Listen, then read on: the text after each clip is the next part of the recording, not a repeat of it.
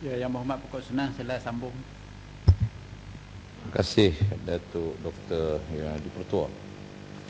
Saya nak sambung perbahasan dan saya harap apa yang dibangkit oleh Balik Pulau tadi dan juga daripada Shah Alam akan jadi sebahagian daripada ucapan saya, perbahasan saya yang perlu diperjelaskan oleh pihak kerajaan. Sebab saya tadi saya katakan bahawa saya tidak bertolak ansur dan ya. Puan Afauda, Datuk Yang Pertua, saya hanya ingin tanya, bilakah handset untuk hari Selasa punya dapat diedarkan kepada ahli-ahli parlimen? Kerana tadi saya telah ditanya oleh wartawan tentang salinan handset yang berkaitan dengan ucapan yang dibuat oleh Yang Berhormat Sri Gading mengenai pengerusi bersama bersih Datuk Ambigah. Tapi bila saya masuk ke Dewan, saya tidak nampak itu handset. So saya pun tak tahu macam mana itu Yang Berhormat Sri Gading boleh dapat itu salinan handset lebih awal daripada ahli-ahli parlimen lain. So mungkin saya nak tanya, bilakah handset ini ada atau adakah yang saya diberikan salinan handset ini bukanlah yang sebenarnya? Ya. Saya pun baru duduk sini, Yang Berhormat. Jadi saya pun di sini, semasa duduk di sini, saya terpaksa menguruskan persoalan perbahasan dalam Dewan. Jadi untuk menguruskan soalan pentadbiran tu terpaksa menunggu saya habis lah. Terima kasih, Yang Berhormat. Saya akan maklumkan kepada pihak pengurusan. Ya, sila Yang Berhormat. Saya katakan tadi bahawa jelas apa yang saya sebut bahawa saya tidak menggalakkan untuk orang memandu sesuka hati tanpa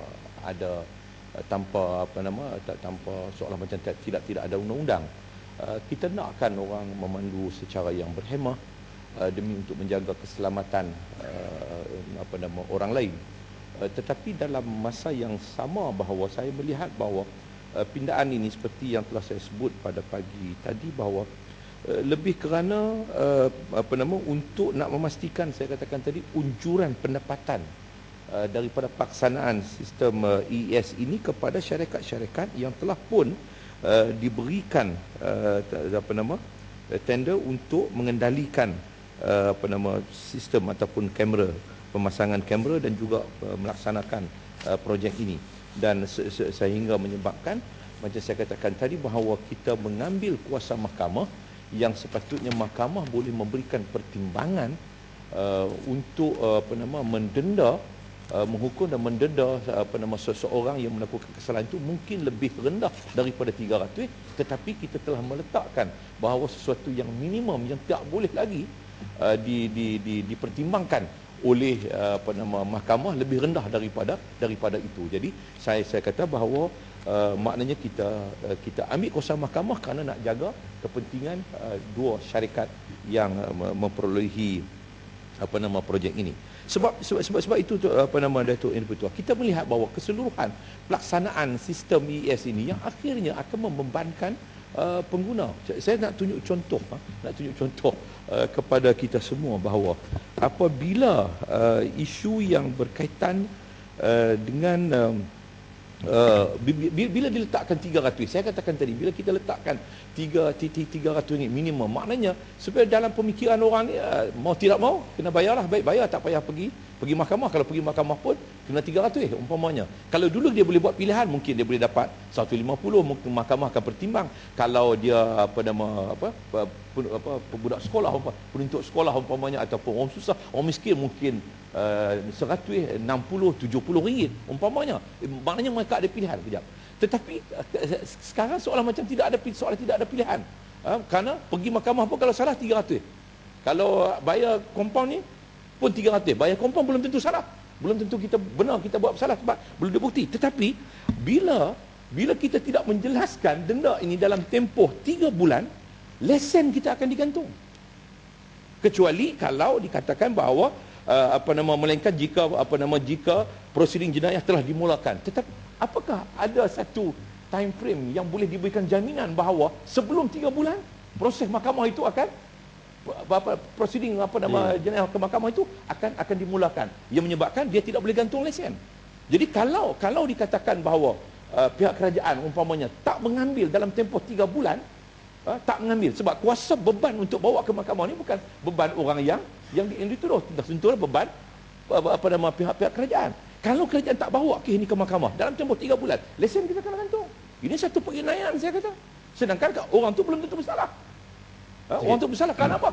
Kerana dia tak bayar dalam tempoh 3 bulan. Tapi yang tak bawa kes mahkamah tu dalam tempoh 3 bulan ya pihak kerajaan. Jadi ini satu penginaian. Ya. Sedikit Pokok Senar. Saya rasa semakin lama Pokok Senar bahas isu ni, saya rasa perkara ni saya berfikir panjang tadi. Persoalan dia yang saya faham dari segi keperlembagaan, sesuatu kalau ianya bersifat hasil ataupun revenue, tidak boleh dikutip melainkan mengikut perlembagaan. Sebab itu kita ada macam-macam undang-undang. Persoalan saya di sini ini, kutipan penalti ataupun kutipan kita panggil saman ni kan, dilihat seolah-olah macam nak kutip revenue. Jadi saya melihat hasil yang akan dikutip ataupun sumber yang dikutip oleh syarikat ini bersifat apa? Dia kutip saman. Dan tapi saman dia ni bersifat apa dia ni macam satu sure business. Yang paling saya nak minta penjelasan menteri ialah, kalau boleh dipertimbangkan oleh Pokok Senar, ialah melakukan kesalahan ada hukuman dia. Hukuman mempunyai tujuan-tujuan tertentu, deterrence, punishment dan sebagainya. Tidak ada langsung hukuman untuk tujuan kita melakukan perniagaan. Walaupun sikapnya mempermudahkan, is convenient to have a fixed amount. Tetapi itu akan membunuh apa yang dipanggil dari segi, kalau saya boleh katakanlah subject to representation, dari segi kriminologinya itu, dari jurisprudennya itu, apa tujuan hukuman tersebut. Kalau hanya tujuan nak memudahkan kutipan supaya negara dapat dana di atas sengsara rakyat, saya rasa tak ada seorang pun dalam dunia mungkin dalam negara ini saja nak buat kesalahan atas sekecil mana pun. Dari segi kriminologinya kadang disebab-sebab tertentu, psikologi, persekitaran dan sebagainya. Saya rasa perkara tersebut adalah perkara yang amat serius, bukan sahaja just another business model. Setuju dengan pandangan rakan saya daripada balik pulau, bahawa dia bukan hanya business model, tetapi maknanya tujuan, masalah macam kerajaan tak boleh nak fikir apa lagi hasil yang boleh menambahkan pendapatan. Umpamanya ucapan Perdana Menteri, saya tak ingat 2 tahun lalu bila nak isu GST, umpamanya GST, Perdana Menteri kata bahawa kerajaan tidak ada jalan lain melainkan terpaksa buat satu sistem cukai baru dalam negara kita, kerana kerajaan memerlukan pendapatan yang lebih, kerana kononnya pembangunan yang begitu pesat yang sedang dilaksanakan, jadi tak cukup duit, jadi kita perlu ambil daripada rakyat. Jadi seolah-olah macam ni pun macam itulah apa disebut oleh balik pulau tadi, bahawa seolah-olahnya macam ini jalan nak cari duit, ini jalan cara nak cari nak seluk poket rakyat umpamanya, nak ambil duit, nak gagau dalam poket rakyat umpamanya. Jadi seolahnya begitu. Contoh saya nak bawa lagi kejap Shah Alam, takut nanti saya jadi dia punya tu tak ni. Contoh saya nak tunjuk kepada mana Kota Belud tak ada. Ni kaki-kaki bawa kereta laju sebab depa kereta besar-besar. Depa yang kereta besar-besar, maknanya kereta bawa laju depa. Kalau bawa kereta besar-besar Lamborghini semua kalau bawa pelan macam bawa kancil, bawa pakai kereta besar-besar, betul tak? Jadi saya nak tunjuk contoh ini dalam satu section pindaan yang dibuat ni, tak belok kiri salah, tak belok kiri 300. Kalau pergi lampu merah, ini dah menjadikan maknanya pengguna pemandu yang akan kena. Dia berdepan dengan lampu merah, tetapi ada certain tempat dia akan letakkan papan tanda belok kiri jika selamat, belok kiri jika selamat, jika rasa selamat, belok kiri jika rasa selamat. Tak belok salah. Ni pindaan ni tak belok salah. Kamera ada di depan. Baik, saya nak balik kepada pindaan yang sudah dibuat pada tahun lalu. Pindaan yang dibuat dalam jadual section 2, jadual kedua section 2. kesalahan yang dirakamkan melalui kamera. Nak tunjuk kata kamera tu ada di mana. Baik. Kamera ni memandu kenderaan, maka kesalahan yang direkam melalui kamera ialah memandu kenderaan selain bas di lorong bas. Memandu lebih had laju yang ditetapkan, tidak mematuhi lampu isyarat. Kamera ada di lampu isyarat. Tiba-tiba sampai di lampu isyarat, silap belok jika selamat. Pindaan ini tak belok, salah.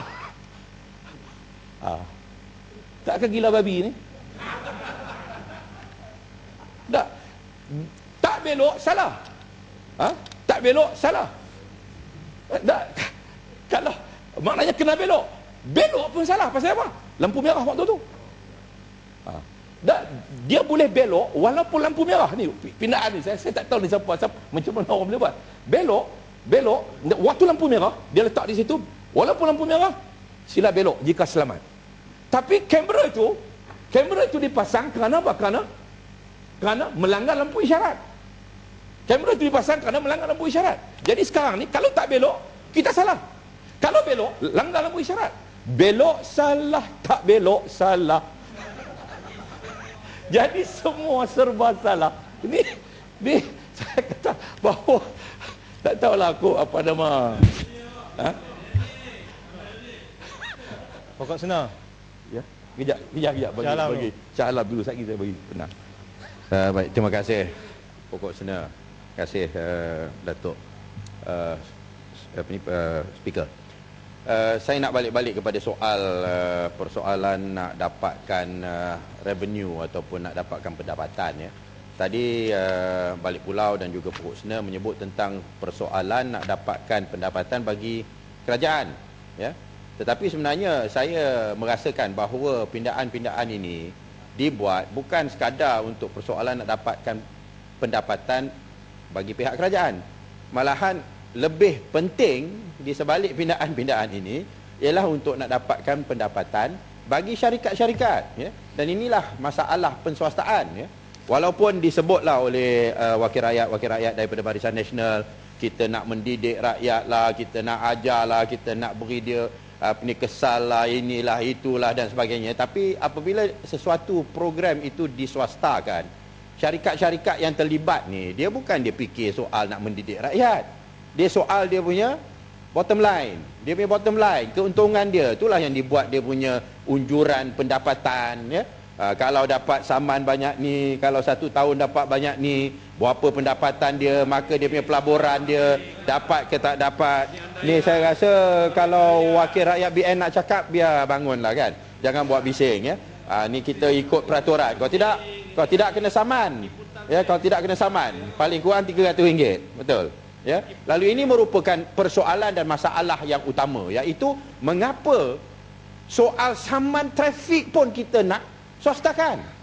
Ya, ini merupakan satu perkara yang amat aneh di mana persoalan hak dan persoalan pembelaan pada rakyat sudah pasti menjadi persoalan yang kedua. Yang terpenting bagi syarikat swasta ialah nak saman dan dapat pendapatan daripada saman yang maksimal yang mungkin. Itulah sebabnya jumlah yang 300 tu diletakkan sebagai jumlah minima. Apa pandangan Pokok Senar? Pokok Senar, sikit Pokok Senar. Jangan takut saya lupa. Terima kasih. Saya bersetuju dua-dua Shah Alam dengan Balik Pulau, tidak ada kecanggahan.